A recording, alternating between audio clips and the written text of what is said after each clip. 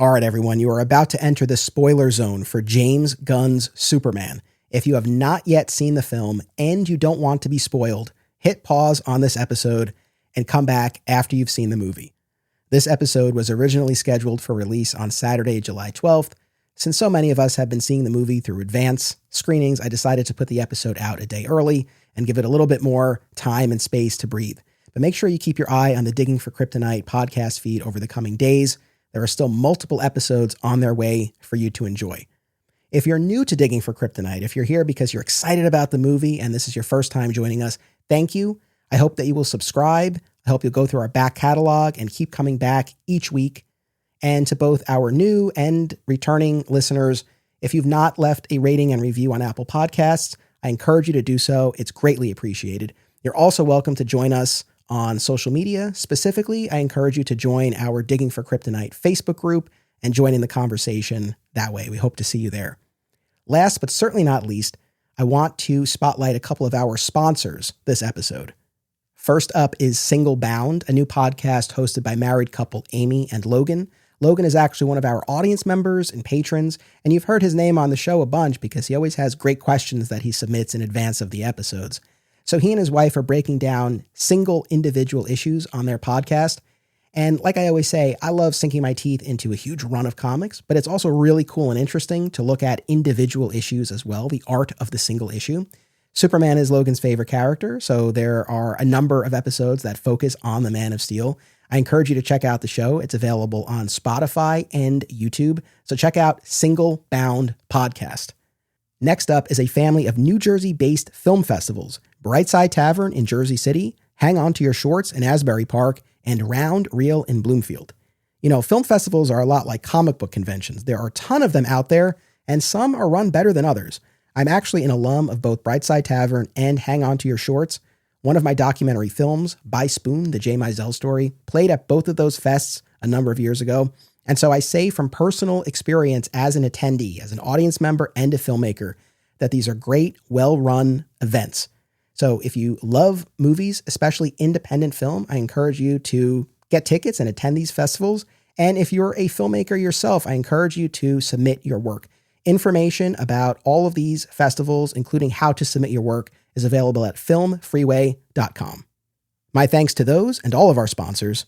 And now, without further ado, our immediate reactions to James Gunn's Superman.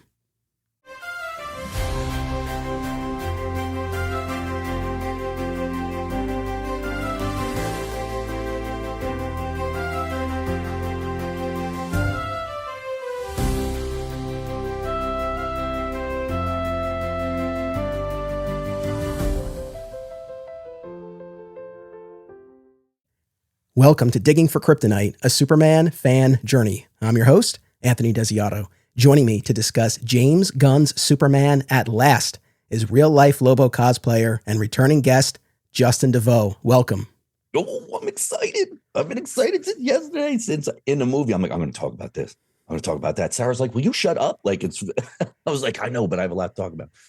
I got to tell you, and really this goes out to the audience, because I've heard from a bunch of people who have said that they're looking forward to hearing our thoughts on the show, and whether they mean that sincerely or they're just being nice. Either way, it means a lot, and I don't take that lightly. And in fact, coming out of the movie theater, I went to see it with Mike San Gregorio and a few other folks from our old comic shop, and they were all chatting about it after. I said next to nothing because I was like, no, I got to save it for the show. I got to save it for the Digging for Kryptonite audience. So I just want to say to you guys, I really appreciate the interest and the enthusiasm. It means a lot, and I really don't take it lightly. So thank you. Yeah, no, I don't think like you have it's not like your fan base is, say, like a Joe Rogan, right? Where like a bunch of people just follow because it's him, and maybe a couple of people like, I listen because I like him or whatever it is. Like your people react to you. Like they put stuff up, they talk to you, they interact with posts and stuff like that. So when they say we're really interested in hearing it, I believe that more than like if someone's like, I can't wait for the new album by whatever, like, you know, because people just want to follow in whatever. Your show, people like to listen to because you can see it, you can react to it. It's not like you put up something and there's no reactions. People comment all the way down. So yeah, I definitely think that they're waiting to hear it, especially from you. I'm just here, but from you, yeah, I imagine a bunch of people are waiting for it. I am. Shit. All right. Well, the wait is over, because here's the thing. Since we started on this road toward James Gunn's Superman, I have maintained a consistent posture. To quote Smallville, astonishment mixed with a hint of dread, yet with a hopeful finish. I've maintained cautious optimism and healthy skepticism the whole time. And I'm happy to report, dude, I loved this movie. Good. Oh, nice. I had a great time, and I've talked about this a lot. This is now the third time in my lifetime where I've had the opportunity to see a new big screen Superman debut.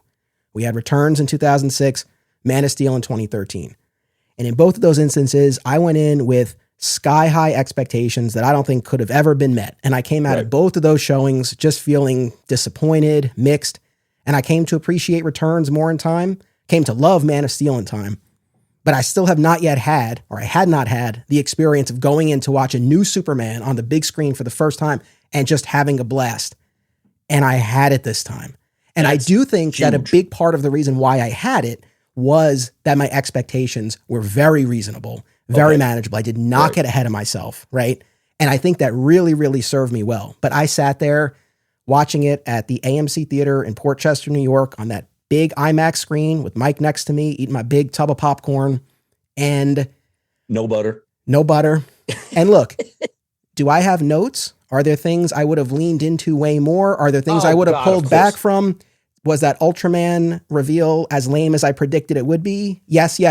But the feeling was there. The core of the character was there. And I just had a great time. Now, what was your reaction? This was the most boldly comic booky DC movie I've seen, where, you know, the chimps typing like right out of that, and like the wild bridge between the universes and the Superman robots. Like he went in, he truly went in. He said, I'm a fan of the comics. I'm gonna put that hypno glasses. I get it. It wasn't a really big thing. It was very small. It's fine. It's not like it said it made people sick or whatever. I was like, oh, there it is. But it was like he went for, no, I'm not going to do this. I'm going to make it a comic book movie, and I'm going to make it chock full of comic book references. It felt like watching a comic book, right? Like it had all of the, like with him inside and him talking to Lois. Meanwhile, the Justice Gang is outside fighting that thing. Like I'm like beat for beat. It felt like I was watching a comic book. I loved it for that reason. Just like you said, there was one part that rubbed me the wrong way that I thought would have made you fire through the top of the movie theater, like in a rage rocket. And I didn't like it either. Admittedly, it left a really bad taste in my mouth in the movie, but based on his final speech to Lex, I saw where they were going with it, but still I was like, wow, like, ouch, like big time. Ouch. But it was so much fun. Like Christy, who's great. She's awesome. She made Sarah a sweatshirt. Keely and Sarah went after the movie. Like I had work the next morning. Keely had to get up at like 4 a.m. and we still stayed outside and talked about it for like a half hour afterwards. We probably would have stayed longer, but I had adult stuff to do, so we didn't. But man, it was a riot, dude. It was a riot. I see what people mean. Prior, at Gotham Geek Girl, she's awesome. I met her at Comic-Con. She said that, so she ranked it actually very low, and she said it felt like Guardians of the DC Galaxy. I see what she meant. I see it, but I more saw like, no, it's just a James Gunn movie, man. Like it could have been with anybody, but it's that style, it's that humor. But he swung for the comic book fences and he hit a home run, dude. Yeah, right on. All right, good. I'm glad you enjoyed. A lot to unpack here. We'll go through all of it. Oh my God. I assume that when you say there was something you thought I was going to be upset by, you're referring to the twist with respect to the message from Jor-El and Lara. Oh yeah, man. I looked at Sarah. I was like, what did they just say? And the first part of the message and the second part didn't. I was like, this is a weird turn. Like I get why they did it and stuff, but I was like, Anthony's not going to like that because I know that just by listening, you love that he's part of his Kryptonian parents and part of his human parents, and the two make the whole. So can we just start there? Yeah, let's start on the Jor-El and Lara thread. And I don't think I really need to give plot setup because I'm assuming anyone listening to this, you've watched the movie, but just real quick, right? We start in the middle of the action with Superman crashing in the Arctic, just like we saw in the previews, and Krypto takes him to the fortress, and inside the robots are catering to him. And as they're preparing to blast him with the sunlight to heal him, they play this message from Jor-El and Lara because Superman finds it soothing. Yeah. And we only hear it in the Kryptonian language, and then it's translated, and we find out that homeboy. Yes, it's Bradley Cooper. Bradley Cooper. I was like, oh shit, that's awesome. And an actress she was on Westworld, Angela Sarafian. I don't know if I'm saying that right. Very distinct look. Yeah.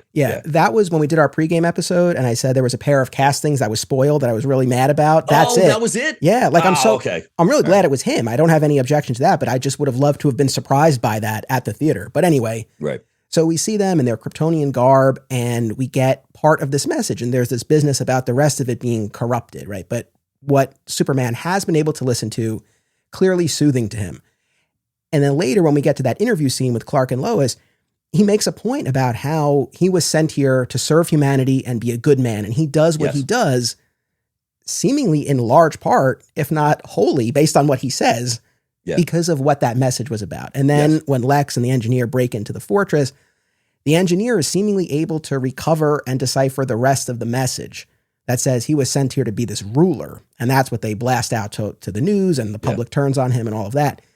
I guess at that point in the proceedings, I'm assuming, and I take it most others are probably assuming, this is a plot by Lex. Like, he's faking that part of the message. Yeah. And they rammed it right down your throat that it wasn't. Like, they mentioned that a lot right afterwards. They brought in the world's best linguists. Yes. And, well, yeah. So I guess a couple of things. Number one, I'm still not convinced that that's the true message, especially because this is the start of this new cinematic universe. We could very easily find out in a subsequent movie if they do something with Brainiac, for example. Maybe Brainiac corrupted the message or something. I know there's nothing in this movie. What?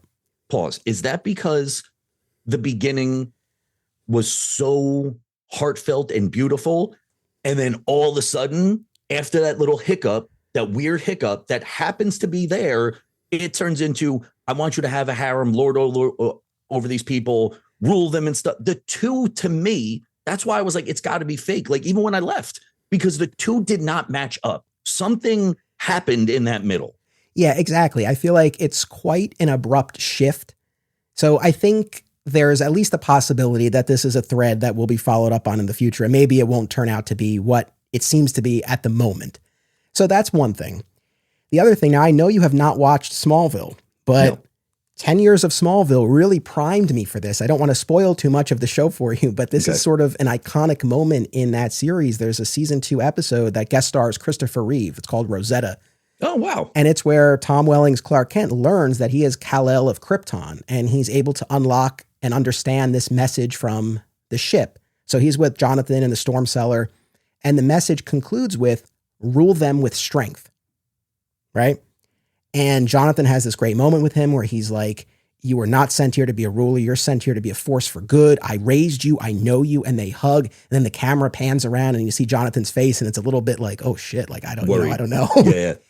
Now, we've talked about this a lot. Unfortunately, I don't know that the creators of Smallville really ever had an exit strategy for that plot point, because it really kind of gets glossed over. And there's a point all the way at the beginning of season 10, 8 seasons later, where Clark is in this limbo between life and death, and he hears the voice of Jor-El, and he's like, I told you to rule with strength, but you chose the martyr's path. But like, at that point in the show, it had very much shifted to, I will train you, you will be Earth's savior.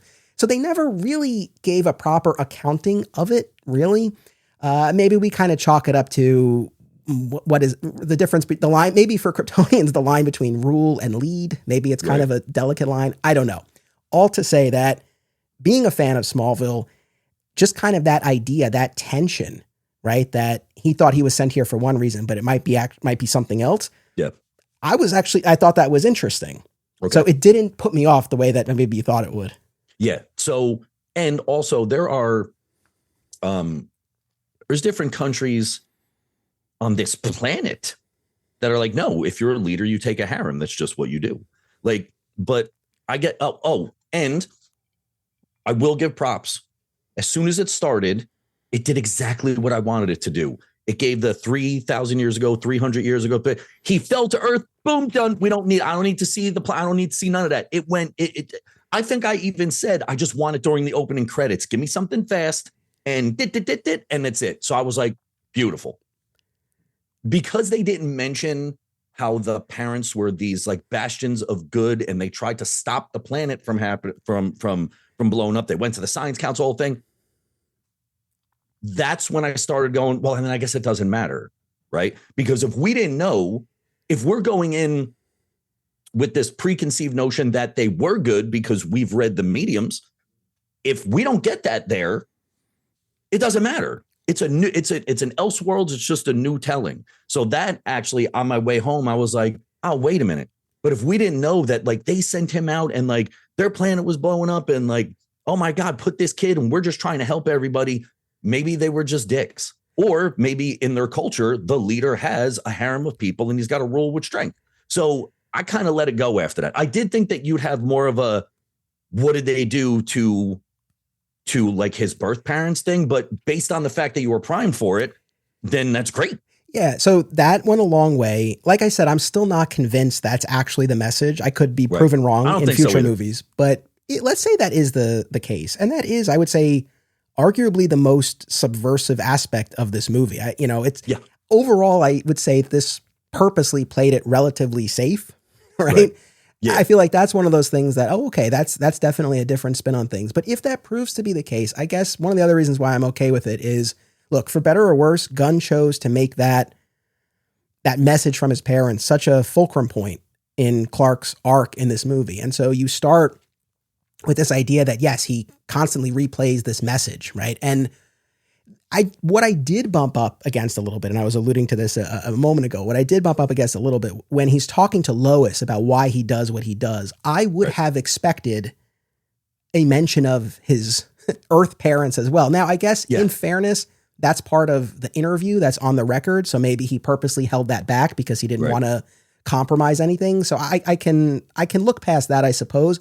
It's just that a lot seemed to be pinned on this message from his parents. But in the context of this, it works, right? Because it ties into this whole thing about your choices, your actions. It doesn't matter what you were sent here to be or to do. You decide. And then to have that flip at the end where instead of watching Jor-El and Lara, he's watching all of these home movies of his upbringing with the Kents. And it's a beautiful moment. That's what he watches to soothe him. So it worked. And that's one of those things where it's not like, any change is something that I'm going to have an issue with. In the context of this, I get the story that he was telling. So overall, I was cool with it. Yeah. Yeah. I knew the message was, because it happens right in the beginning. Yeah. I knew the message was going to be something, because number 4 was like, he watches this to soothe him. And anybody who knows anything about literature or movies, you don't put something in a movie unless you plan on doing something with it. So as soon as he's like, play the thing that soothes him. And it was all of like the youth things. I was like, that's beautiful, man. And it had like the typical, James Gunn 80s, 90s kind of rock playing in the background. I was like, that was really cool. Like, I like that. Do I think that the message is real? No. Especially because we're going to get more outworldly, Supergirl shows up, which, oh my God, what a great part. And so do I think that's it? No, because it just so happened to mess up at the part of the switch. I think if James Gunn put that in there, and I don't know, because I don't know the guy. It's not like I have him speed dial. Maybe he was like, if we make it mess up there, we see how the crowd reacts to that. And then if we have to change it later down the line, we keep it open-ended, we can change it. But based on what it was, I'm sure some people like, hey, don't do that, because people are always going to do that. But at this point, it's just like, it doesn't even matter. Like, if it does change because you find out more about him, great.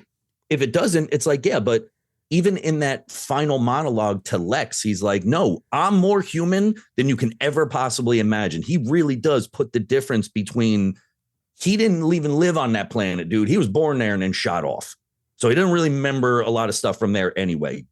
Okay, so on the note of that big speech to Lex at the end, I enjoyed it a lot. We had talked about instances in all the previews where Superman is raising his voice and how he felt about that. And I have to say, credit where credit's due, in the context of the movie, I felt that those instances worked. And I appreciated how vocal he was about how he was feeling. Because I would say, big picture, this idea of him being a good man, maintaining his goodness, his kindness, his compassion, despite everyone doubting him and conspiring against him. That tracked. I really felt like it worked for me. I enjoyed it. Now, at the same time, it really killed me that we didn't get it's about what you do, it's about action. And I feel like so close. Well, that's the thing at the very end when they're just when Lex and Superman are just staring at each other. All I wanted was one last little bit from Lex. Yeah. Where he's like, you weren't even born here. Something like that. And then you have Superman say, it doesn't matter where you were born or what powers you have. It's about what you do. It's about action. That's all I wanted. During that part, I was tapping Sarah. I'm like, here it comes. Here it comes. I know it's coming. Like, how can you not have it there? Like, it's like a shoe-in, dude. But yes, he was and it's so weird because a couple episodes ago, I was like, you can't do it or it'd be very hard to do. And he did it, where you have the Superman in a situation where he's the really nice dude in, kind of a piece of shit world. And he's like, no, I'm still going to, like, this is who I am. Dude, he saves a squirrel. Like, they really went all in. He swoops by and saves a squirrel, whereas the Justice Gang is kind of like letting stuff fall all over the place. And he's like, no, we have to save it. We have to, like, find out why it's doing this. But he was your quintessential Superman. I saw that a lot today when I opened it up. It was like, he is no longer David Corningsweet. He is Superman. Oh, by the way, I've now changed my mind. Bernie was right. This Lois Lane was absolutely phenomenal. She was the best Lois Lane, hands down. Like, it's not even close. Out of the iterations I've seen, I know you've seen more, but man, she had the fearless Lois. She's like, I can drive this thing. I'll go in there. I'll go into this pocket dimension. I was like, yo, she was dope, dude. She was dope. She was fantastic, as predicted. Now, look, when it comes to big screen Loises, she's easily number one, like a bullet. Now, when we work in small screen Lois Lanes, Erica Durance and Terry Hatcher are still pretty tough to beat. Give Rachel Brosnahan some more big screen outings and we'll see. Yeah. But certainly as far as movie Loises go, she's easily my number one. Also, as predicted, Skylar Gisondo as Jimmy Olsen. Loved it. And they actually gave him something to do. Yes. Dude, listen, one of my favorite aspects of that flick was the Daily Planet crew going everywhere together. And like, Perry's like, good, write it. And he's like writing it in that little tube thing. And I like that Jimmy was kind of a pimp. Like, I was like, yo, like this, because he's still kind of nerdy, but the girls like that, which I was like, great. And the Tessmacher thing, I don't know if it bothered me to the point where, so she didn't bother me, but you have Lex, the smartest dude in the planet, unless she's just a trophy and like he doesn't care what she does, but he's got people around him. She's clearly taking pictures in front of really important shit, and he doesn't notice that at all. I think he's just that dismissive of her. That's okay. That's what I said. I was like, well, if you put it into perspective, he just doesn't care what she does because she's a dummy and he just has her around. Clearly treats her. He throws something at her. I was like, God, man, like and then Sarah asked me on the way home, she goes, is Lex, because she doesn't know, like she gets into this stuff because of me and then she nerds out with me. She's like, can you ask Anthony? Like, I don't know anything. I thought that was really cute. She's like, can you ask Anthony? Is he really that obsessed? I'm like, this is the best on-screen Lex for his obsession. Like like, no, you don't understand. I want to ruin everything about this dude. I'm like, that's the one that I see quite a bit. And I thought he was, well, I mean, I knew he was going to be great because I love that dude, but man, he nailed it. Or when he's talking to Flag and like the Joint Chief, he had a really like prim and proper, but like very commanding. I was like, yo, that guy did his homework, man. He was a really strong Lex. I want to circle back to him, but jumping back to the Daily Planet crew. So I loved Lois. I love Jimmy. The fact that Eve Tessmacher is his source. They've had this relationship. He has her in his phone as Mutant Toes. All of that was great. Unfortunately, I was really, really disappointed that otherwise the Daily Planet crew got as little play as they did. Yes, it's cool when they're all in Terrific's shuttle and they're putting the article together, but that's a moment. I mean, we saw Perry briefly early on, but I swear to God, it was like an hour and a half into the movie. And I'm like, is he even in this thing? Yeah. Yeah. And it's like, you have Wendell Pierce, Bunk from The Wire. Don't waste this, man.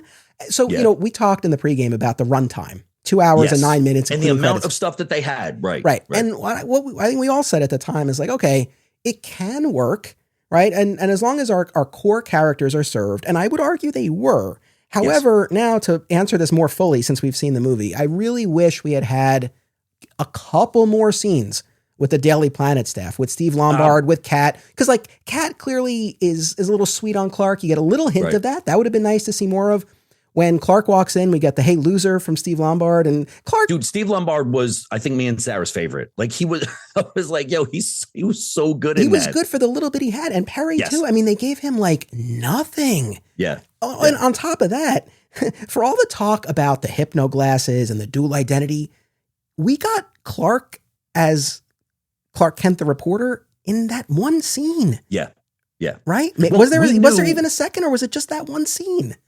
We knew that if anything was going to get trimmed down with the amount of stuff that they had, with the amount of action that they swung for, it would be like, I was actually surprised there was that many news scenes at all. I was like, wow, they got a lot more than I thought because of the amount of stuff that was in here. Speaking of the crew, though, when the world is basically falling around outside, they are journalists to the core. Perry didn't move. Lois didn't move. The crack is coming through. They're like, all right, what are we going to write about next? I'm like, that to me is how you'd handle life in Metropolis when this shit happens all the time. No, exactly. So I just wanted more, especially of Perry, and I would include Steve Lombard and Cat Grant and poor Ron Troop. I don't know if he even had a line. He had one. I think he yelled in the back, and that was about it. Yeah, so that was disappointing, especially since the runtime was relatively short. Like another scene or two would have really, really gone such a long way for me. Now, on the flip side, one of the other big picture things I wanted to commend Gunn for, this thing moved. I mean, this was tight. Oh my God, the pacing was awesome. It was tight. It was action-packed. It did not lag. I mean, it really held my interest. I felt the energy of it. And that does count for a lot. So I did appreciate that. Another big picture thing I want to ask you, right? Because we've been talking, one of my concerns going in is it going to be too James Gunny, right? Is it going to lean into the humor too much, undercutting sincere moments? I honestly did not find that to be a problem in the finished product. No. How about you? No. And I knew that was a concern for you. Like, are they going to play too much on Gunn style humor? Which, when I say that, I'm not saying it's a bad thing. Right, exactly. Right? Like, Gunn humor isn't bad. I love Guardians of the Galaxy was the only trilogy in the Marvel Universe that hit every time. The dude's talented, man. He knows what he's doing. It didn't have enough where I was like, okay, enough of this.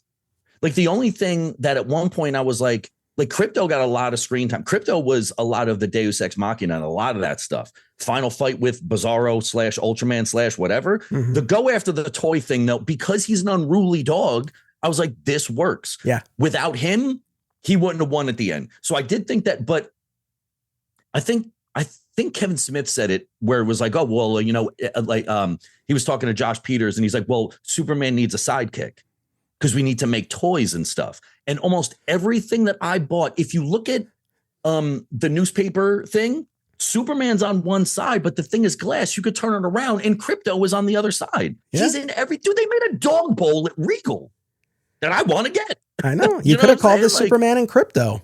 Yeah.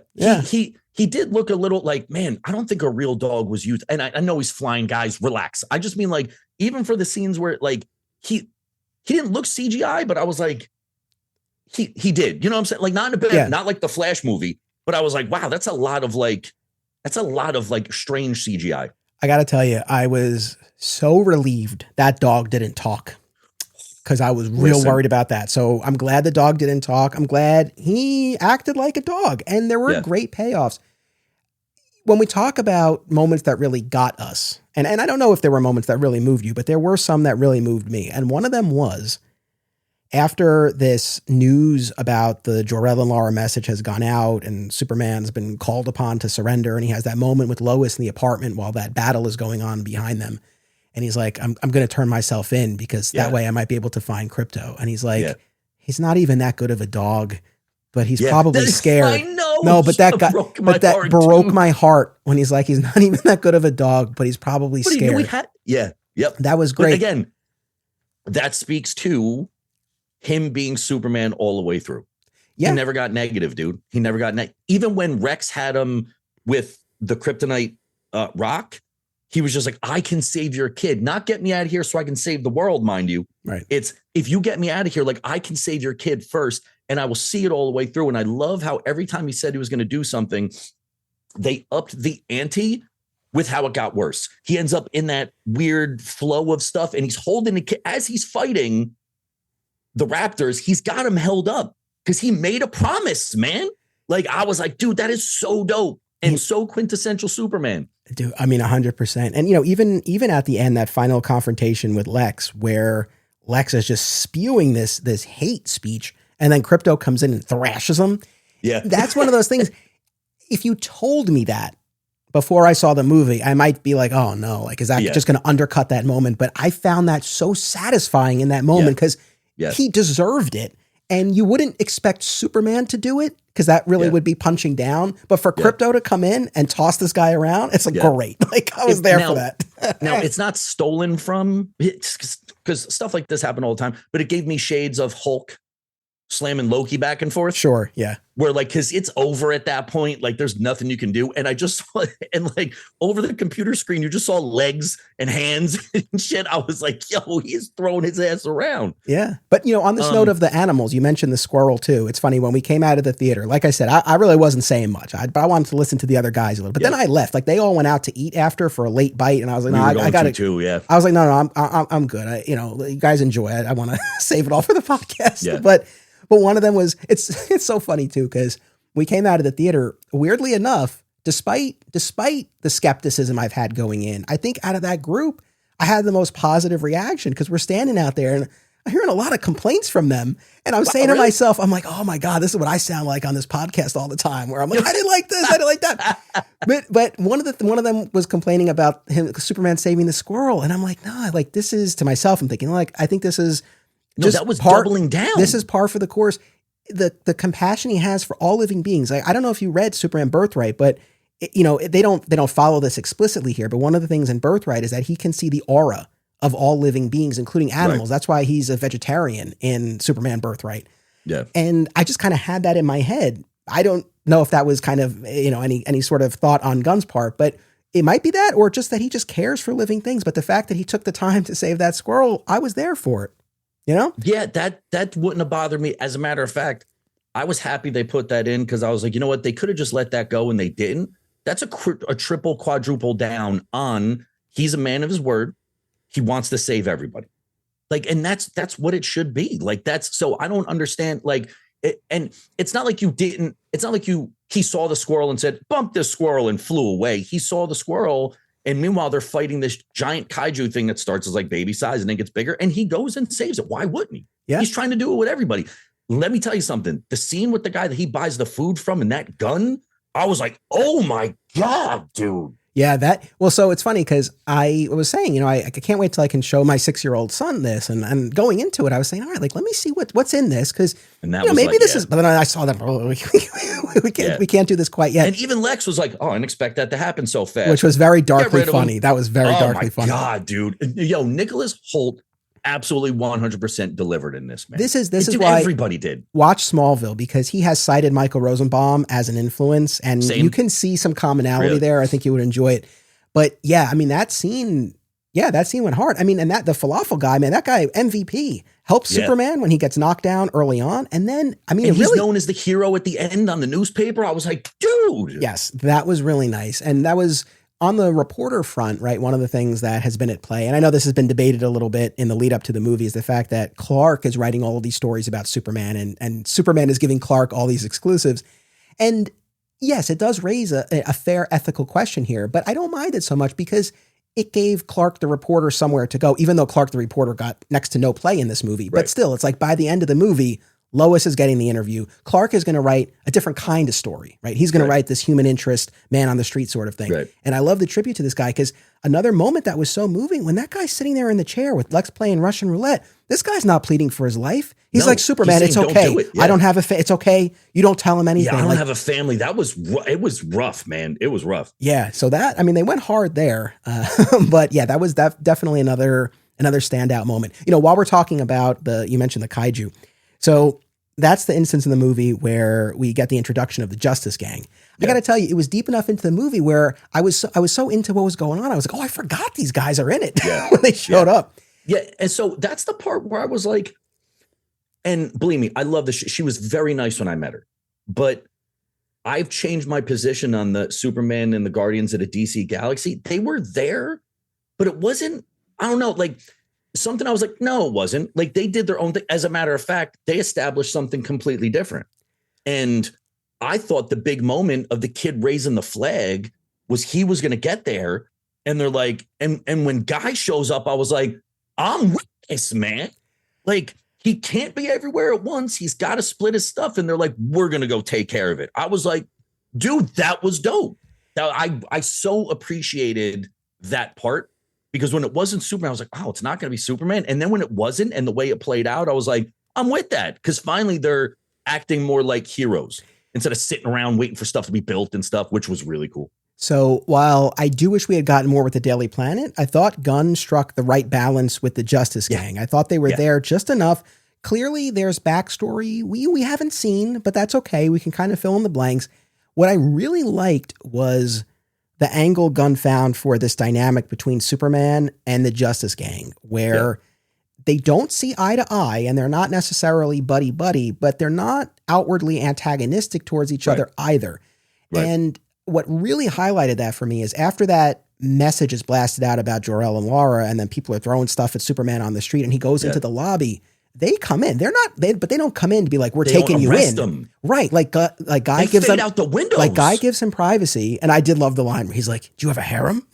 Which that's his, but no, it's that's sort Guy, of, dude. Right. But it's sort of like, hey, I just like the balance that they struck with them. It was so good. You know, and this was interesting to me too, right? Because during the battle with the kaiju, Superman wants to try to neutralize but preserve the life of the kaiju, bring him to an intergalactic zoo, study him. Intergalactic zoo, right? But the other ones are just going in for the kill. And eventually Mr. Terrific does deploy those T-spheres, and they kill the monster. So well done. Oh my God, dude. And then you go to that scene in the park in little aftermath. And of course, Guy is grandstanding and he's talking to the people. And what's Superman doing? He's picking up the kids. He's engaging with the people. Yeah. And so the movie could have gone in a different direction. The movie could have gone more like Action 775, where a lot of it hinged more on how they go about their heroism differently. Yeah. But it wasn't that, yet it did serve as a really clear point of contrast as far as how Superman operates and how they operate. But there's still enough common ground. It worked. And also, look, I was a little, I didn't really have a strong opinion about Nathan Fillion as Guy Gardner going into this. Oh, I thought he was brilliant. But I enjoyed him. No, that's the thing. Like going in, I was right. But no, I thought in context, I thought he worked great.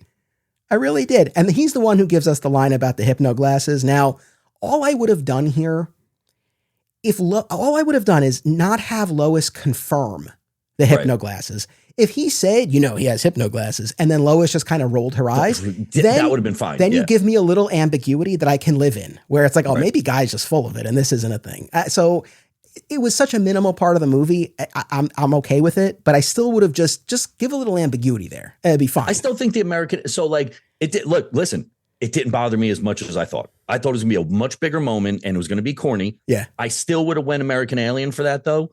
Like, for sure. Like, do people say, they say it all the time, and that's it. But it was thrown in as like an homage because he did love it so much. It was thrown in as like his kooky little homage. And honestly, it didn't even bother me. Meanwhile, rewind a week ago when we were like, and I'm just like, dude, but it was done so funny and so off the cuff. And during a conversation where guys like, you have a harem? Like it didn't bother me at all. Like I just let it go. Let me ask you a question, because I may have been looking because I was trying to look around. When they're inside, they're building the Hall of Justice in what looks like an old movie theater in a way, right? With the concession stand in the middle.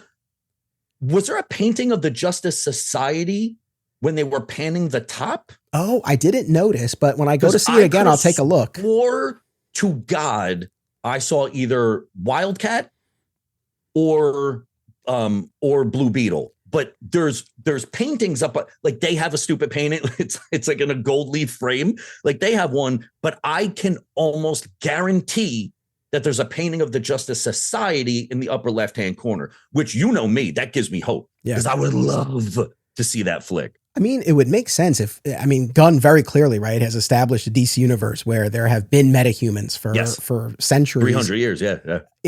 By the way, I feel like Gunn really does need to pin down what the term metahuman means. Right. Because it seems to just be this catch-all that even includes aliens, which is really not right. the way I've understood the word. But in this context, we'll kind of go with it. No, when I go to see it again, I'll take a look for the Justice Society painting. But no, like I thought the Justice Gang stuff worked well. Look, Sean Gunn as Maxwell Lord was a brief cameo, so that was pretty minimal. And his line was great. Like he's like, I always knew he was a dick or whatever. The battle in the sand where like everyone's dressed with like Hawaiian shirts, like I thought was really good. Terrific.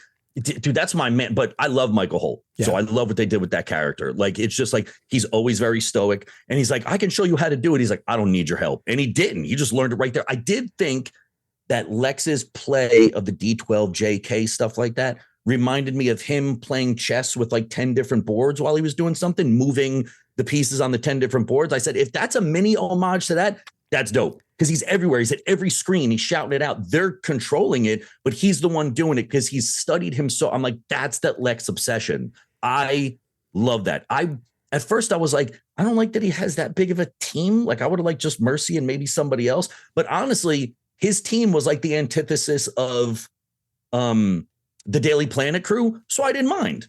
And it was like, and then like the one part of his base, he's like, Lex, we got to get out of here. And it detaches and becomes like a floating thing. I was like, this dude thought of everything. It was dope. That was cool. That was cool. I don't mean to keep kicking the Lex can down the road, but just jumping back to the Justice Gang.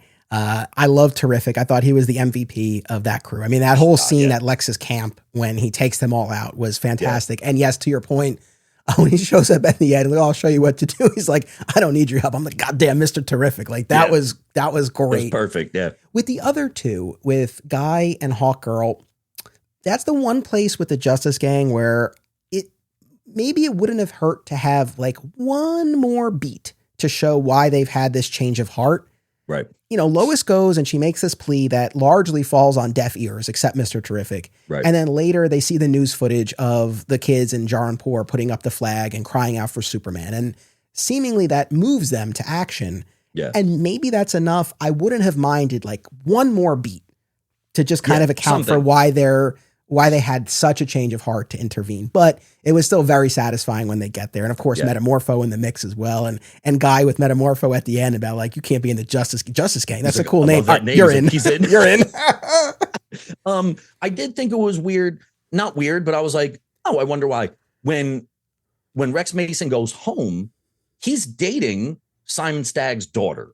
They're rich. Like, isn't she like a performer or something? Like she's something. But when they show his house, there's like the walls are broken and like she looks like she's a little rough for wear and they're watching on this little TV screen. I'm like, huh.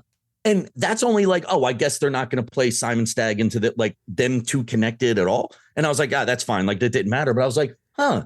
I was like, instead of going that way but if he's not going to do anything with it, we don't need to see, him with Diamond Stagg or whatever her name is. I'm like, all right, I guess it's unnecessary. It's just something I picked up as a fan. And I was like, oh, they live in like a hovel.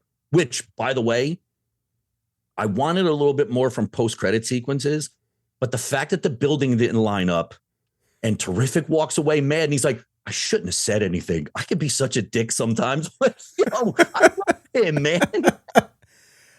Yes, I did. I don't know. I wouldn't have minded maybe if they had flipped the order of those credits because I thought the Superman and Krypto looking at the Earth, that was a really nice moment to end on. But yeah, the bit with Terrific, I know. If not for that last line, it would have felt like a waste. But for Superman to put himself down, it could be a real jerk sometimes. He was so hurt about the whole thing. He even puts his face. I could be such a jerk sometimes. I was like, there you go, man. He nailed it. Yeah. So I think that worked. But and then on Metamorpho himself, I mean, I'm a big fan of Anthony Carrigan. I thought the look of the character was great. And they lifted him right out of the comic, man. And I mean, look, the fact that he was doing this because his son was at risk, I buy it and I'm in on it. Right. Yeah. And kind of on that note, and we knew this going in that we weren't getting a ton in the way of setup, right? Like we're being dropped into a fully formed DCU. Yep. I don't know. Like it's kind of hard for us to say because we know these characters and we know this world. I'd be more curious, kind of like the general moviegoer, but putting myself in those shoes as much as I can, I mean, I feel like it works. I think you're given enough context for who these people are that it's not so off-putting. I mean, and I just kind of like that we're plunged like that I was cool with as well. Let me tell you something. They established that Lex has this monster that grows. He's got this pocket dimension. He's got people that like write angry vlogs about him. He's got the monkey. The monkeys were great addition. I wasn't like they're doing too much. I was like, it like for some reason, everything clicked in a piece. Like everything clicked in a place, yeah. Like Legos, man.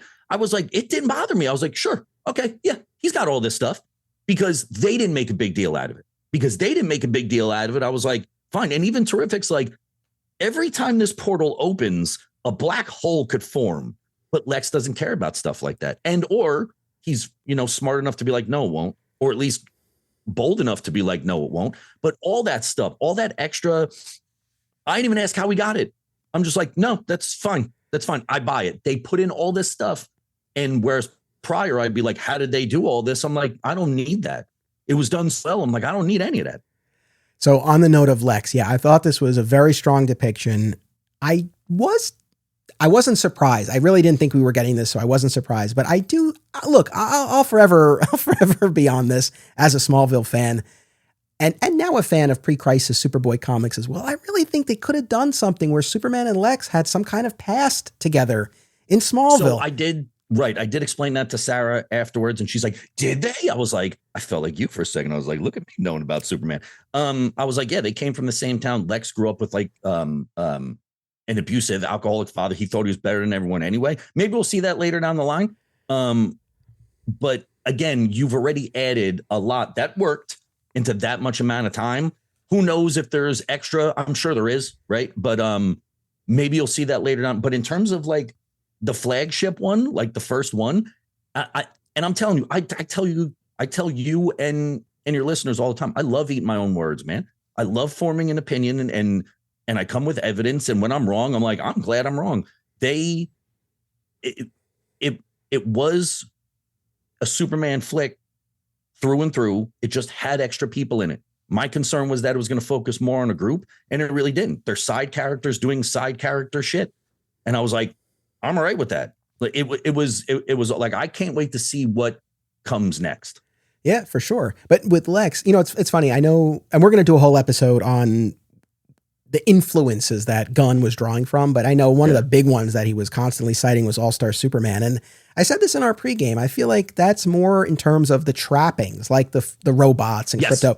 And I stand by that. I'll talk more about that, but I do stand by that. However, I do feel like Lex was very much in the mode of that All-Star Superman. Yeah. And even like you're saying, like when he's giving all the commands, that was very similar to the very opening of All-Star, where he's commanding that human bomb on the sun shuttle and everything. But no, I really like Lex. I like that the public face and then what he's up to behind the scenes. And there was a physicality and a presence to him that you don't always get from Lex. That was great. Yep. Like it's the sort of thing, if we get to a future story where Superman's powerless and those two can really like duke it out, like that would be awesome to watch. Yeah. And what I really love too, right? So he's pulling all the strings and orchestrating this war between Baravia and Jaranpur. And we find out through Eve's selfies, right, that he's setting himself up to own half the country. And there's this brief moment where it's like, oh, okay, it's a Lex real estate scheme. It's another Luthor land grab. But it's like, no, but I love that bit where he's like, I'm not trying to kill you so I can have this land. Like I orchestrated this so I could kill you. Yeah. And then even when he's going on and on to Superman through the robots and everything, and Superman's like, well, you're just jealous. And he's like, yeah, no shit. Like you think I don't know. Oh my God, I love that. And it was great. And that's where, so I'm glad it wasn't just a land grab. And then I'm glad too that, because look, we've looked at this over the years, right? A lot of different spins you can put on Lex and why he hates Superman. And it could take different forms, and it can be personal, like from Smallville, or it can be more ideological, like we got in Batman versus Superman. Here, it's really more along the lines of, yes, this jealousy, but hand in hand with that, the fact that Superman's very presence diminishes humanity, and that even the human at the pinnacle of achievement still pales in comparison, and that Superman didn't do anything to earn this. Right. He was just born. He does establish that. He's like, what about the others? He's like, the others are humans. The others are humans. This guy was just given all this stuff. He didn't earn any of this. I was like, wow, that's really good. Wait, real quick before I forget. I love that shriek that Hawk Girl did. That was just a cool sound, man. I was like, that war cry was dope. Also, we found out very little about it. They never even called her by a name. We don't know if it's Shira. Like, we don't know anything. Yeah, we don't know if we're doing reincarnation or Thanagar. That's what I was explaining. I was like, because they've always found each other over time and they fall in love, except for the new one. They're just best friends and stuff. But I was like, I wonder where they're going to go. But again, I don't need to know that there. Right. I don't need to know that in that flick. I just know she's there. She's going to show up later. I don't need a whole backstory on her. It was the perfect amount. Even Guy was like, he's like, I'm just on lend here from the Green Lanterns. I was like, that's it. That's all I need. A little bit. And I'm good. I also loved with Guy really worked for me way more than I thought he was going to. But I think it's Hawk Girl, right? Who says like anytime he doesn't want to do anything, he just says it's against his code.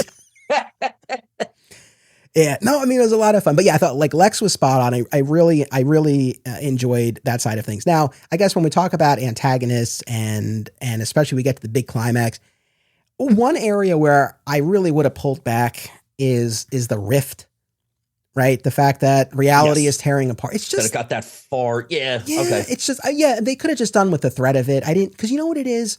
The rest of it was nice and grounded and like tactile. And I like that. Right. Whenever we get into world ending, reality ending, universe ending stakes, I'm just like, I don't really. And then I feel like that's where we get into the CGI fest and everything. And like, it was fine. I didn't hate it, but I was more dialed into him fighting. It was your big city ruin moment. Yeah. But I was more into him fighting the others and the Raptors and stuff like that. Yeah. And then the confrontation with Lex, like I figured the world was probably going to be all right. So like, I wasn't that into it. So I just would have pulled back on that, but it's fine. But Ultraman. Well, I predicted it. We both hated did. it. Yeah. But I hated it again because I'm a boys fan. As soon as the door opened right up, I'm like, okay, well, we were right. Yeah. But who else was it going to be? Well, and that's the thing too. Like, I feel like it was so freaking obvious. I mean, if the fortress only opens for Kal-El's DNA, and then it opens when it's there. Admittedly, we didn't find that out till after. Well, we know that, but we didn't find that till afterwards. He's like, "How do you think it opened it? I found a piece of your hair after a fight." Very Lex in general, but again, the outfit bothered me. Put him in a Raptor outfit, right? Put him in the purple and green. It just seemed like too much, again, just for me, because I'm assuming that I'm the only person that's putting the comic book version of Black Noir in the TV show's costume and being like, now it's too close to home to be that. That was just on me, though. And was it just me, or when he took his mask off, I thought it was Hayden Christensen. Oh, he had like the same. I was like, wait a minute. I was like, is that Hayden Christensen? And it's cool because he didn't talk. So there's, and I know you come around on backwards talk, but it wasn't that. He was just an imperfect clone. But that, again, likens to the Homelander thing. So, but again, I thought that was going to be like a big breaking point for me. And I was like, well, I knew it was coming, so I just let it go. Yeah, like it was fine. But yes, I mean, we figured that was going to be the case going in. It's funny because as we're getting closer to the reveal in the movie, I started doubting myself for a second. I'm like, oh man, like I'm going on and on about it. It's so obvious it's going to be a clone, but maybe not. No, and then when the mask came off and I saw the long hair, at first I said, oh, Supergirl? I mean, obviously the physicality wouldn't match, but maybe she's got like huge lips or something. You know what I mean? Yeah. But for a second, I was like, oh, maybe that's the twist. Because not to spoil my adventures with Superman, but similar type of thing there where you had a brainwashed evil Supergirl. Yes. So for a second, I was like, are they doing that? But no, as we all predicted, and as I feel like it was super obvious from watching this movie, it was just a clone of Superman. And yes, Lex has a line about how he's even dumber than the real Superman, but we don't we don't see the skin cracking and turning white. There's no speed. Listen, she said that. She goes, it would have been cool to see some cracks because she knows when I do Bizarro, there's some cracks and she's seen it before. And I was like, yeah, give me something else than just him with long hair. Yeah, like that's the thing. Make him bald. Yep. Give him red eyes. You know what I'm saying? Like do a little bit more, or have him like really go for it and give him the fire breath and the freeze eyes. You could have just kind of mixed those two together. But just having it be that, I was like, look, if you're going to do it, do it. Go all in. Push all your chips on the table. Yeah, I thought that was so lame, but I want to give a shout out to our pal Ralph Puma because Ralph and I have a text going and text chain, and Ralph pointed out something that should have been really obvious to Mike and myself, but for some reason we didn't get there quickly enough. But Ralph was like, okay, so you have this clone of Superman and a pocket universe like collapsing into a black hole. He's like, that's going to lead to the underworld or bizarro world from All-Star Superman. I'm like, oh my. So I think there's a lot of potential for a subsequent movie to take us to bizarro world and fully do the thing. And maybe that's what Gunn has in mind. But yeah, for this, and like I said, just give me something. Give me a little bit of the skin cracking. Yeah. Like you said, the reverse powers, inverted really powers. Because you're not really changing much. Like at one point he shoots I-beams obviously directly into Superman's face. You could have made that ice. Yeah. And just made him blue instead of red. Like, I was like, yeah, like if you're going to do that, you might as well do it. Like, look, we all think it's Bizarro anyway. I don't care if you call him that or not. Switch 2 powers. That's all you need to do. It's one special effect. Yeah. So that I just thought that was lame and predictable. But like we were saying before, I do love that moment with Krypto. First where Superman calls to him and then Krypto get the toy. And I like, oh my God, that was great. So satisfying. Great moment. Yeah. I mean, look, we just did our episode counting down top 10 Krypto moments. If I were to do an addendum, I would have to include Krypto get the toy because it was great. Yeah. Like I love that. That was fantastic. Now that big battle with Engineer and Ultraman, I did not like the attempt to suffocate Superman. I didn't like the effect of it. It just was gross to me. I didn't really care for it. Yeah, it was totally gross. It was unclear. Like, I know you make him larger than life, but she's like, he's going to suffocate in like 5 minutes. That went on for way longer than it should have. And then he flies up, presumably to ice it down and then re-enter to try and take them out. Like, I don't know. And so Ultraman can't fly, right? Because couldn't he just change trajectory? Like, I didn't see Ultraman. Oh, no. Well, no, he flies in that mech suit. But like, I think that's the one thing he couldn't do. Like, he couldn't fly. Because I was like, she's got a jetpack. Couldn't you just change direction? But I was like, that's fine. To me, that part went on for a little bit longer than it should have. But crashing down and establishing that she's still alive. Like, dude, he left amazing doors open for stuff. Hopefully she ends up a little bit. I know she's a little twisted up now in the comic, but she was originally good. So hopefully like Planet Watch then becomes Storm Watch. And then we go to the Authority, even though you said now the Authority might be on the chopping block or they're not.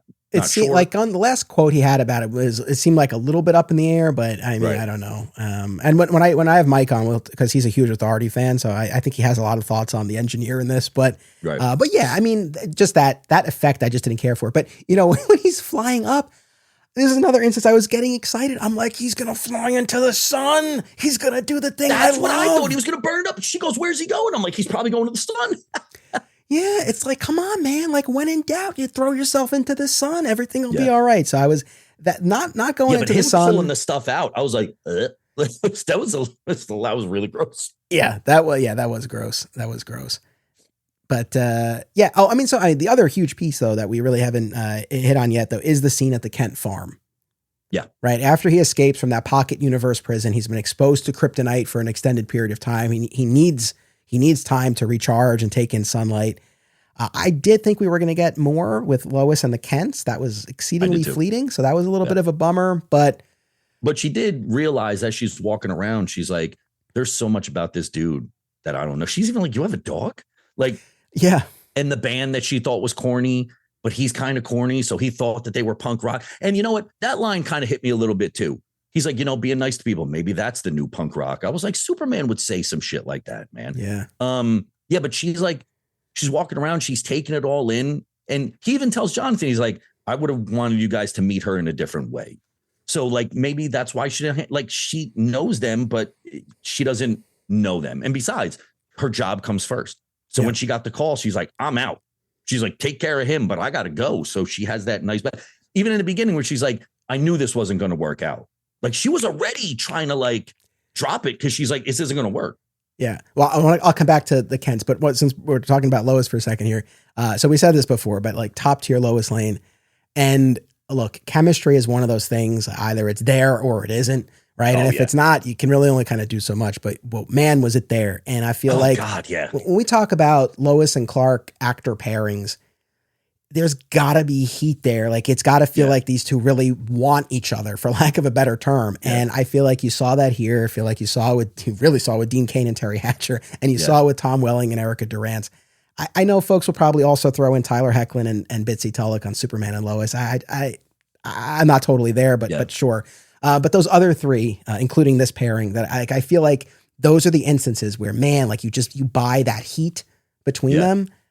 My only complaint is I just wanted more with them, but I really, really enjoyed what we got. In little moments, we had seen a lot of that interview scene already in the previews, but additional stuff. It did move slow into aggression like we wanted it to. Yes. It was awesome because he kept bringing it down. They throw in an occasional joke. That's off the record. Oh, you're going to put that on? I was like, it was done how we wanted it to be done. It was so good. It was so good. And then little moments like when he talks about how he doesn't do social media. And then like Lois has that line about, well, I do catch you sometimes reading super shit. And it's the monkeys doing it. I was like, oh my God. He even says that in the thing. He's like, super shit. I know. The monkeys, I could have done with that. I know you like them. I could have done without the monkeys, but all right. I just thought that was a cool nod. Yeah. To be like, like, of course he's got like this army of like super monkeys. But with but with the Kent stars, I do want to talk about this. Like I still, one of our audience members had asked, favorite and least favorite castings going in. And I really didn't have a least favorite casting. Now coming out of the movie, I might have taken another stab at Martha. I just feel like they play them. Thank you. Me and Sarah said the same thing. They played her a little bit too country bumpkin. Out of touch, a little too hokey, a little too like she's right out of a 1940s comic booky. Like I like Jonathan. I like that dude. I didn't even think that their chemistry matched. I agree. I really think Martha was Neva Howell, I believe is her name. And no disrespect. I just think it was a miscast. Like not everyone's the right fit. And it's especially kind of frustrating to me is when you look at the Marthas we've had. I don't have the name of the actress from Superman and Lois offhand, but that was kind of Martha in her final days. But I thought she did a great job. But then, Diane Lane in the Snyderverse, and especially I love Diane Lane. I thought she was great. Especially, and I know you haven't watched it, but when you do, you'll know what I'm talking about. Annette O'Toole in Smallville. Right. Those are instances. Well, she's a legend, so that actually makes sense. Yeah. But like those are instances where you have a younger, more vital Martha. Yeah. And I just feel like they went older and like country bumpkin. And I still like, we're not in the South. Like I don't know what this was. Country. Yeah, like way country. Kansas is not the deep South. You know what I'm saying? And like, yes, it was funny with her yelling into the phone, but like it seemed like she was very out of touch and Jonathan just catered to her. Like it didn't even seem like they like I don't know. There was something about their relationship that it seemed like they weren't even together. They were just in the same house. No, I hear you. So, I mean, I feel like this just kind of, it leaned on Pa, right, to have that big moment, which is fine. And I'm always there for that. But I felt like they could have given the character of Martha more integrity. I didn't really care for that. But that being said, the Pa moment out on the porch was great. That was one of those other moments that I really found moving. And we had seen a big piece of that already in the clips, but really we have Clark's frustration and the doubt, right, about everything I thought about myself is a lie. And Pa saying, it's like, look, as parents, we're not here to tell you who to be. We give you the tools to figure it out for yourself. And look, as parents ourselves, all that stuff really hits home. That stuff gets me all the time. And then especially, and I have to imagine, like for James Gunn, who lost his father before he wrote the screenplay, I mean, I have to imagine that moment where Jonathan's like, I couldn't be more proud of the man you are. Either that's a moment that Gunn hopefully had with his father or maybe wanted to have with his father. I don't know, but that just felt like maybe that was, I think that was lifted directly off a conversation that they had maybe about movie making, maybe about taking the DC job, whatever it is. But I think that is very close to something that was already said as an homage. Yeah. Now, going back to what I said before, I mean, it's a little tough to get a read on exactly what Clark attributes his character to, right? Because watching the video of Jor-El and Lara at the beginning, that line to Lois in the interview, the doubt that he's feeling when he's talking to, like a lot of it seems like he's put a lot of stock in that Jor-El and Lara message and where he comes from. And it just sort of felt like the Jonathan and Martha side got a little shortchanged. I disagree, but for this reason. That soothes him when he walks in, but he did not know his parents. Saying, I want you to do good is like me saying, I'm a millionaire. I might not be, right? So there's reminding him to do something. Like I remind my son to pick up his clothes all the time. He doesn't, right? Yeah. Because he's a kid, right? So just listening to someone tell you you're great, you're wonderful, like, he treats it like an affirmation. Yeah. But unless Okay. you're putting those things into motion, which I think came directly from his earth parents, they're just words, man. And I think that is why in the beginning, he's like, it soothes him, but he does not look soothed. Meanwhile, at the end, he does genuinely look happy. So I think you can tell somebody, be a better person, do this, do that, be a hero. But unless that person does it, they're just words. So I actually saw that we saw the same thing, but I interpreted that completely differently. No, fair enough. And I mean, look, clearly he has a warm existing relationship with Jonathan and Martha. Mm-hmm. And I have to imagine if he were asked point blank, like why, even more specifically, why do you do what you do? I'm sure he would point to his upbringing with them. I think it's just in terms of what was explicitly said, it had more to do with Jor-El and Lara. But again, it ties into the larger arc that he goes on. But also I agree with your read on it. And also it's like, I'm sure that's how he helped come to terms with the fact that he'll never talk to them and that he'll never know this world that he's from, right? Like, it's okay, but at least I have this, right? Like that's kind of, again, this soothing aspect. Which in a way, I think makes it more impersonal, but in a good way. He's like, this is all I'll ever know of him, so I have to play this all the time. Yeah. Right. So if he tells her this soothes him, I don't think it does. I think it's just the only thing that he has up there, so he might as well just do it. Because you could tell that a lot of what he gets and a lot of what he enacts, the action that he enacts is definitely in word from them, but indeed from his earth parents. Yeah, for sure. There's also, I got to say, I guess credit to Gunn. There was far less with the robots than I thought there was going to be.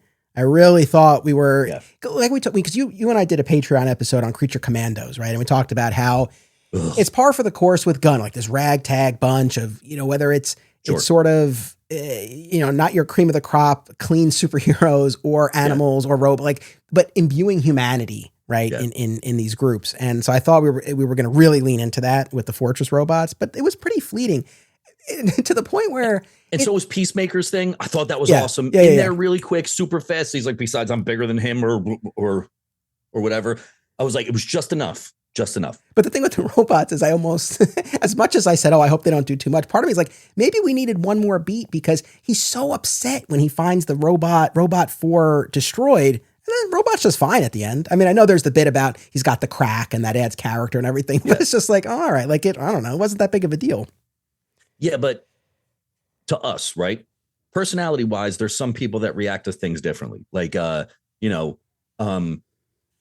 people who don't like to step on insects. Right, they get really worked up over it. Oh no, Some people don't care. The fact that he was upset to find the robots like that tracked for me. No, it was just that like it seems like, man, we've really suffered a great loss here. But no, they're just fine at the end. I mean, I think if the robots really were gone, or if all right, I get you. Or if he had to undertake some step to bring them back, but like they're just back. So it's just I don't even know. Like, did they rebuild? Yeah, I don't know. That was let's real quick. Supergirl coming and him being like, she likes to go to Red Sun Planet so she can get drunk. She likes to party. She calls him a bitch when she leaves. Like she literally stops in, sees her dog, and she's like, peace out, bitches. And like, that's it. I was like, I'm telling you, man, I said it when we were together. It looks like she was drawn by Bill Quist. She's so sharp looking. I was like, I can't wait for that flick, man. I can't. Like, the costume was amazing. I was like, everything about it. I was like, and like, she's got like a fur coat on, which I'm pretty sure in parts of the comic she does. Like, she walks around with like a rag coat on.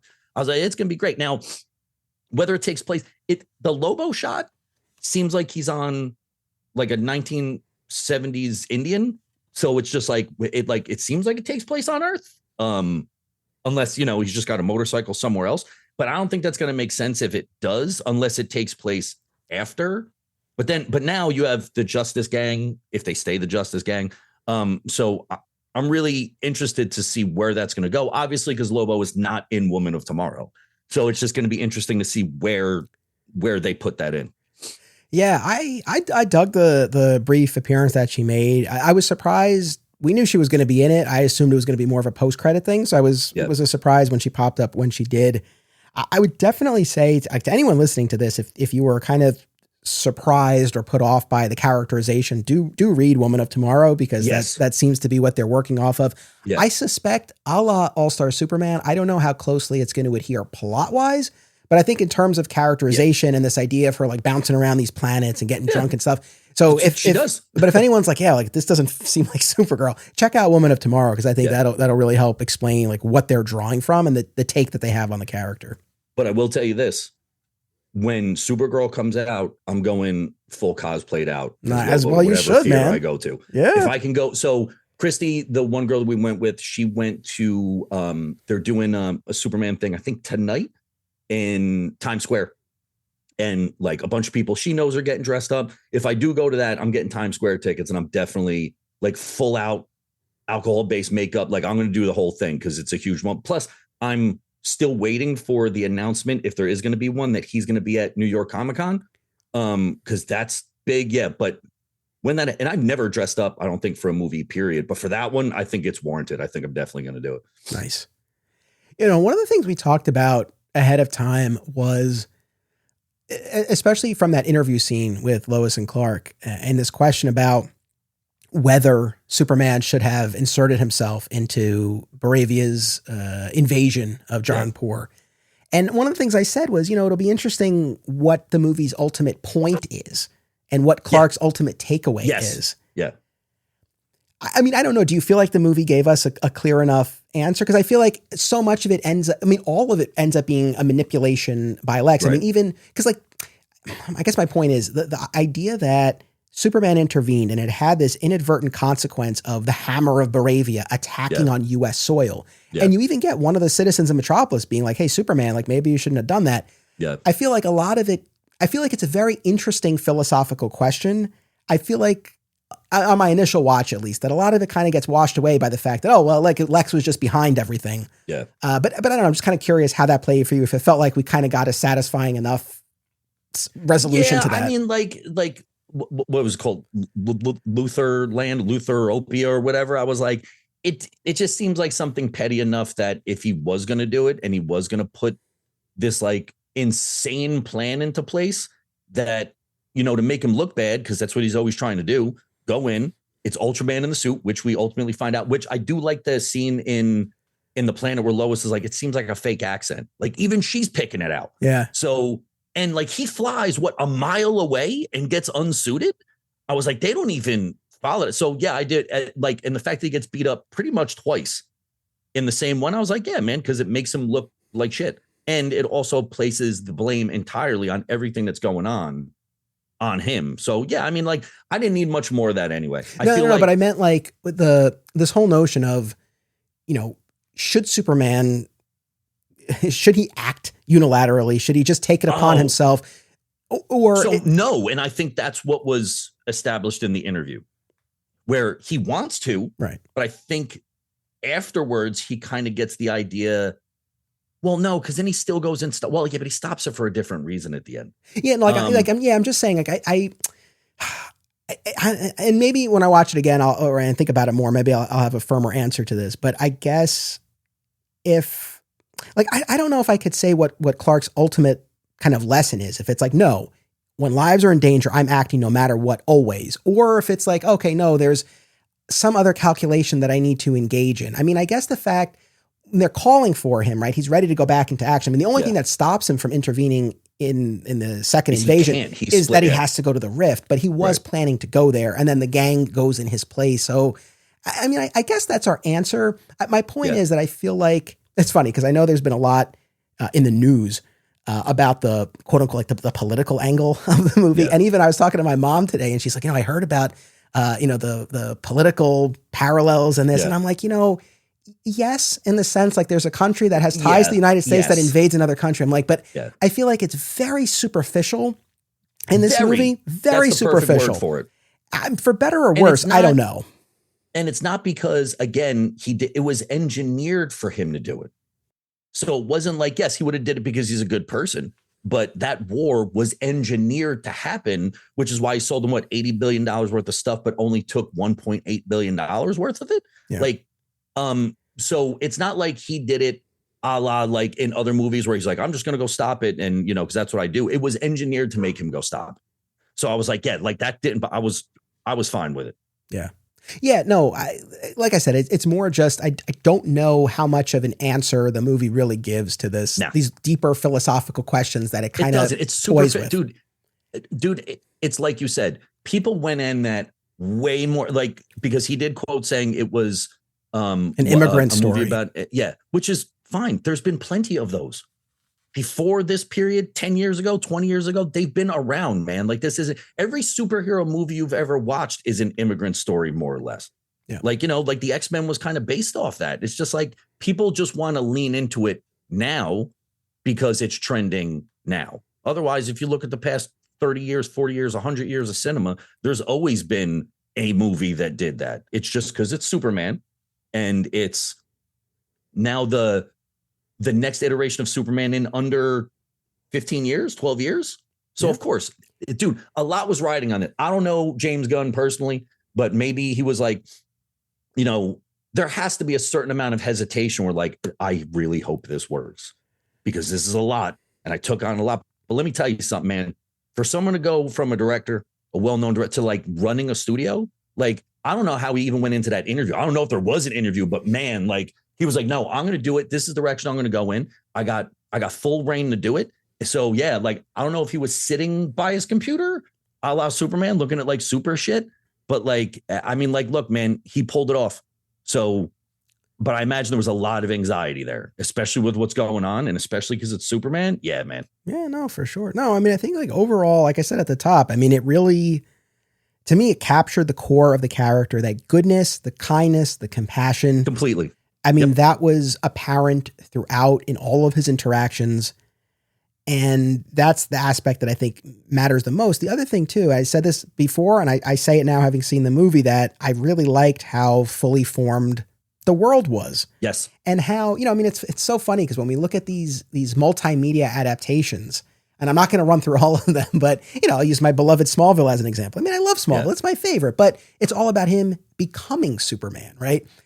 Superman and Lois, another really strong entry on television, but it's about the kind of twilight years of his career. So it's a different spin on it, interesting in its own way. But I feel like most of the time when we're looking at these movies and TV shows, there's kind of something that's held back in some way for some reason. But with this movie, it's a fully formed, fully realized Superman and his world. He's a few years into it. He's in a relationship with Lois. 3? Yeah. So, but he's a few years into his relationship or into his career. He's in a relationship. His feet are still wet, dude. Yeah. But he's in a relationship with Lois, who knows his identity. We have the planet. We have the fortress. We have the Kens. We've got these other superheroes, which is often in these movies, especially something that we don't have, at least not initially. So it's the most like full on Superman that I think we've ever really seen, really seen in live action. And done in passing and captions. That's all we needed. We begged for, or at least I did. Like, I don't need a whole background, man. Just tell me he's been working there for a couple of years and just drop me right into that world. People are smart enough to pick it up. Yeah. Now, going back all the way to the very beginning, this is not the hill I'm going to die on. I could have done without that text at the beginning. It was not a big deal, but I just don't think it was necessary. I feel like really, I think it was because you're not showing an origin story. Yeah, but I still don't think you really need it. I mean, it's fine. It didn't take me out of it, but I just would have started with him plunging into the snow. And I feel like whatever you need, like all you need to know is that the metahumans have been around for hundreds of years. You need to know that he stopped this invasion and that now he just lost this battle. And I feel like through the exchanges with the robots or something like that, we could have got, but it's fine. Like I didn't mind it. And Gunn clearly has a thing with the threes, right? Because 300 years, 30 years, 3 days, 3 hours, 3 minutes. So it really leaned into that. It was fine. I still don't know that you really needed it, but it, no big deal. Yeah. Yeah. But like, again, I'm very happy to say that the amount of stuff that I thought was going to be in there, and I haven't been quiet about that. I'm like, it's a lot.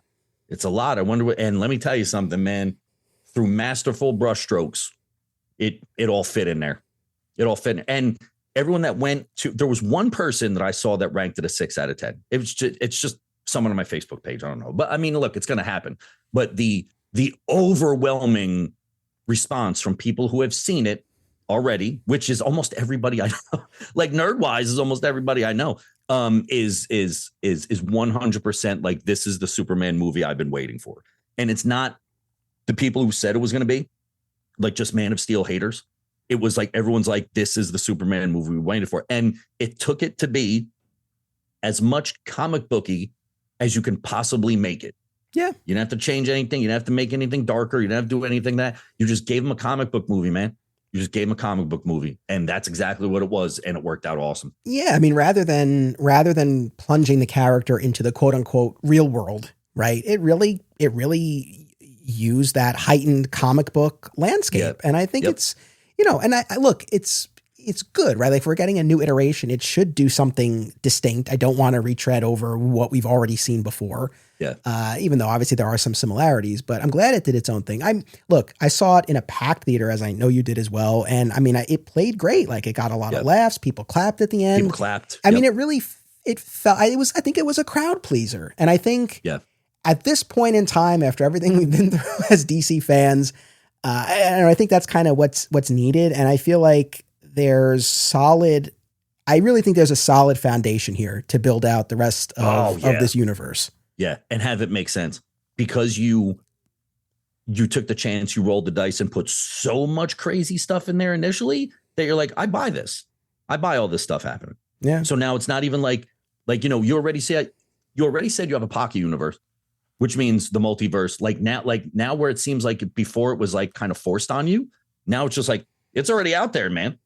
Like, they already know about it. Like, they didn't even have to look for it. They just know that something else is out there, because you got really smart people who are trying to locate it pretty much all the time. And you have really, dude, Mr. Terrific and Lex Luthor in the same movie, two of the smartest people in the DC universe. Like, of course they're going to be able to figure shit like that out. Yeah. Anything else stand out to you that you want to talk about? No, but I did. So, oh my God, the movie was so good. I did see, and you know me, I'm not a fan of them, but I thought it was interesting to see. Someone today put up every Superman movie that's ever come out and their ranking scores on Rotten Tomatoes. As of right now, this one's at like 86, 85, under the original Superman and Superman 2, maybe. And then, underneath there's a sliding scale down to everything else. I was going to ask what your ranking is amongst superhero movies, but I just found out that you're already doing that, so I don't want to spoil that. I'm going to have to listen into that. Everybody should stay tuned to the podcast feed over the next few days. Is going to be, but dude, especially listen, for Tuesday. If you're a fan of this show, like, maybe you're like, I wasn't into Superboy stuff. Like, it wasn't really my thing. I kind of skipped over. If you were just a Superman person in general, this is the week to hit refresh all the time. I saw everything that's coming up except for one mystery thing. It's going to be like, if you are right now here, movie magic wise, you gotta be here for the next couple days, man. It's going to be awesome. It's going to be awesome. I appreciate it. I will say this, knowing where your fandom was born from, I have to say that I am more happy that you like the movie than that I like the movie. Because this was you said you were optimistic. You had some hesitation. When I saw the picture, I thought it said, note, I took this before the movie. And I was like, oh no. And when I read it again, it was like after the movie, I'm like, I'm so happy as a person that Anthony loved this movie, that it made me enjoy the movie more. No, that's all. I appreciate that. But yes, so if anyone is wondering, like, well, wait, where does it fall? Do you like this more or less than the prior incarnations? Just stay tuned for an upcoming episode. I'll answer that. But yeah, I mean, I don't like this at the expense of any of the others. We can enjoy multiple iterations. But yeah, I put up a photo right after of me in front of the poster, and I said, I was smiling, and I said this was taken after, because I was like, I don't want to get into I don't want to write a whole thing, because I'm going to save it all for the podcast. Yeah. But I'm like, I want to convey, I really had, and that's what I've been saying to people who've been asking. Like, I had a positive experience, right? And I really was, happy to be able to say that, after all these times. I actually think a lot of people, not for your guest, obviously, but I think a lot of people are going to tune into this one just to see that, just to hear that, because again, you've battled a lot with the Snyderverse stuff and stuff, and we all knew that this was coming, and it was just like, I think a lot of people are very excited to hear if you liked it or not, like just that, like, yes, why? But I think a lot of people are are very excited to hear where you stand on this. And I'm excited to see the reactions now. Like after this goes up, like I just want to see what people say, especially for your reaction. I think that's gonna be really cool. Yeah. Yeah. Well, this was a ton of fun. I mean, is there anything else we haven't talked about? I mean, I feel like we've really hit on like really most of the key points. Except for your, all right. So we're probably not going to add this, but AMC, get your shit together. Anthony went, concessions only had one person working there. The buckets weren't even ready. It's just like, now I say that, meanwhile, all the ones I go to were like always, but like, that this is a big moment. You got a packed house. You can tell what happened. You got to have all that stuff, right? Like the one I went to, all the buckets were out. All the toppers were out on all the cups. They had other stuff out. They had 3 cashiers. They had people working in it, but they were ready for this flick. Yeah. Like the Jersey Gardens Mall was ready. Yeah. The get your AMC shit together, AMC. The AMC in Port Chester, New York, not so much. But when Mike comes on the show in a couple of episodes, because he's the one I saw, we'll talk more about the experience. Yeah. But once the movie actually started, like I said, it was really a lot of fun. I guess last couple of things from my end, we've been talking about the costume a lot. I've really, I don't want to say come around on it, but I mean, like I'm cool with the costume. I've always loved it because I love that new 52. I love that collar looking thing. It was just, I was always a big fan of it. So while people were like, I hate it, I was like, I love it. And honestly, the trunks were just there, man. Like, it's weird. Like they thought they had to remove them before. And I'm like, having them, like, I didn't even notice. I was just like, yeah, it's Superman. Doesn't even matter. Yeah, no. I think it worked and definitely was better in action than my impression upon seeing the first photo of it. And look, famously now, David Cornsweet has talked about how, he was the one who ultimately advocated for the trunks, this notion being Superman's this all-powerful alien. The trunks it's supposed to be like a WWF, yeah. Like the trunks are a little silly, but it's a way to sort of disarm people and bring him down to earth a little bit. Dude, it's such a big thing. The cup even goes down to the trunks. Yeah. I was like, that's adorable. It's not just the suit. I kind of like that. For our next episode, we're going to have Berniak back, and he's a musician, so maybe I'll talk more with him about the music. I guess I'll just say overall, the score, I enjoyed it. And I think at its best, it really grabbed me. Yes. It's still, when we kind of look at the range of Superman scores we've got over the years, it didn't do as special. Much for me. Yeah. Which bothers me because I love John Murphy. I love this dude. He does haunting stuff. He did 28 Days Later. He's awesome. I didn't hear a lot of like anything that like, okay, between the two, I will be 100% honest. Yes, the John Williams score always makes people think of Christopher Reeve Superman, but between just the two, between this one and the Snyderverse one, Hans Zimmer wins this one out for me. That music was way more inspirational. Same. Than just like, yes, I know your buy-in is the John, like I get it, but in terms of making me feel like Superman or give me hope, the Hans Zimmer score beats this one hands down. I agree. And also, look, if you go back to Superman Returns, John Ottman, the composer there, was heavily using the John Williams score, but also doing his own thing. And I felt like that was more evocative as well. Yeah, I didn't really hear a lot of that. And again, if you're going to get John Murphy to do your score, use John Murphy to do your score. Like nothing in that score made, like, as a matter of fact, I remember more of like that 80s, 90s soft rock stuff that Gunn is known for. I remember more of that than anything from the score. But the Hans Zimmer score, I was in. Yeah. First time he takes flight, like all that stuff. So yeah. So I mean, it's great that they got him, but I don't think they used him to his maximum capacity. Definitely not. Yeah. But yeah, I mean, that was James Gunn's Superman. I mean, it was I thought it was a lot of fun. I had a great time. I think it did what it needed to do for this audience. Yes. At this point in time, for a Warner Brothers looking to finally get a successful cinematic universe off the ground. Yeah. Like, I think in light of all of that, it accomplished what it needed to. And I hope it performs as well as they're hoping, if not better, and bears the fruit that it promises to. Because we just want to keep this rolling. Yeah. Now I think you finally have the other side of the road excitement. Right? When you get the one movie and you're like, what are they going to do next? Now I think you're going to start to have that upward momentum of, oh, what's this next movie going to be? It's like, I'm excited to see what the next movie is going to be. I think we're going to start to see that, which is great. All praise to the cast, the Gunn, like they did a great job, man. They planted a very firm flag. So now everything that comes out after this, I think the anticipation for a lot of the stuff is going to be very high, which is great. Yeah. Look, I'm still not out here saying we're back, we're feasting, or any of that stuff, right? I'm not said, yeah, but that's I'm not crying on YouTube. I'm not right there, but but I really enjoyed this, and I'm happy to say that because I didn't know. That's the thing.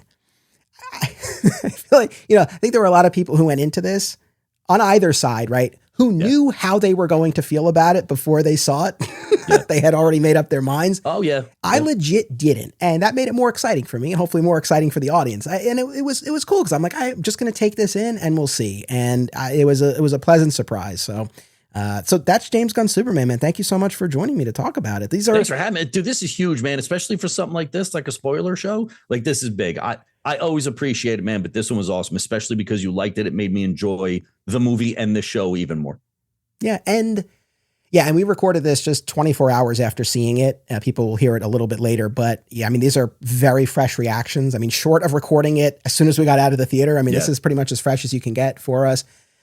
And I guess the very last thing I'll say is like, I took my own advice, right? I said it in our pregame show. I said it to myself again before I went in, where I was like, look, there are going to be things that are that, but also it's like, there are going to be things that aren't the way you would do them, right? Like there are going to be things where like, I would have done this, I would have done that.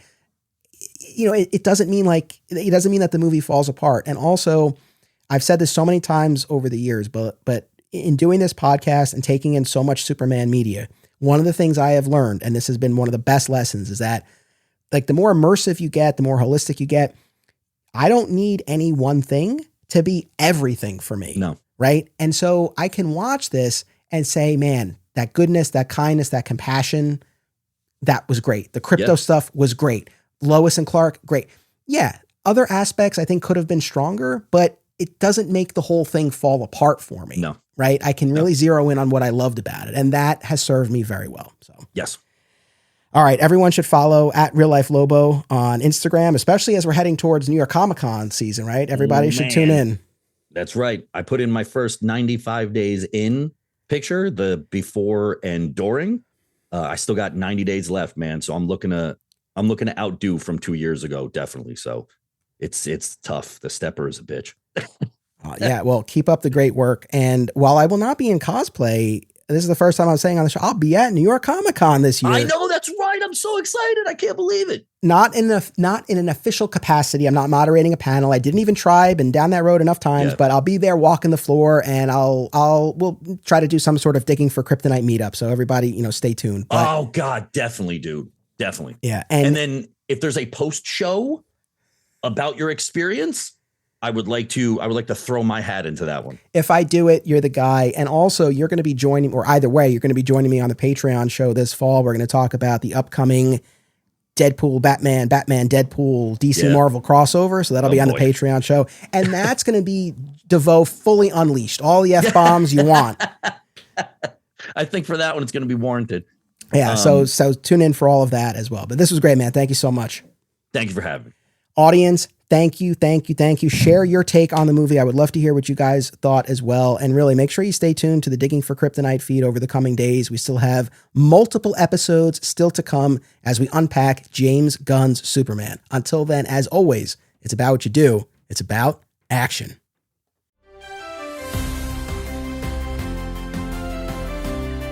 Support the show and receive exclusive content, including the spin-off podcast Beyond Metropolis, advanced listens, and more by becoming a member at patreon.com/Anthony Desiato. My sincere thanks to all patrons. Subscribe, rate, and review today via your platform of choice, and continue the conversation by joining us on social media. Links are in the show notes. Flat Squirrel Podcast is also home to another exciting episode in the Adventures of Superman, now covering the color era of the classic George Reeves series. Subscribe today.